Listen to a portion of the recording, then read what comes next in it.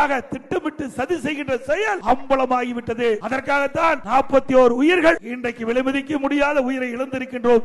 இதற்கு நியாயமாக தீர்ப்பு கிடைக்க வேண்டும் என்று மக்கள் எண்ணுகிறார்கள். அதற்காகத்தான் சிபிஐ விசாரணை வேண்டும் என்று குரல் கொடுத்துக் கொண்டிருக்கின்றோம். வேண்டுமல்ல சிபிஐ விசாரணை வேண்டுமல்ல.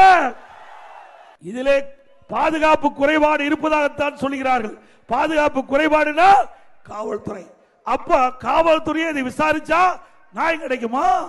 இதே காவல்துறை தவறு செய்து இதே காவல்துறை வச்சு விசாரிக்கப்பட்டால் நியாயம் கிடைக்காது. ஆகவே மக்களுக்கு நியாயம் வேணும், உண்மை தெரிய வேண்டும். அதற்காக சிபிஐ விசாரிக்க வேண்டும் என்று நாங்கள் கோரிக்கை வைத்தோம். உச்ச நீதிமன்றத்தில் வருகிற 10ஆம் தேதி இந்த வழக்கு வருகிறது. நல்ல தீர்ப்பு கிடைக்கும் என்று எண்ணுகிறோம். ஒட்டுமொத்த தமிழ் மக்களுடைய எண்ணம் உச்ச நீதிமன்றத்தின் மூலமாக நிறைவேறும் என்று நம்புகிறோம். உண்மை வெளியே வரும். இந்த சதி திட்டத்திற்கு யார் பொறுப்பாளர்களோ அவர்கள் நிச்சயமாக இந்த சம்பவத்துக்கு பொறுப்பாளராக ஆவார் என்பதை மட்டும் நேரத்தில் தெரிவித்து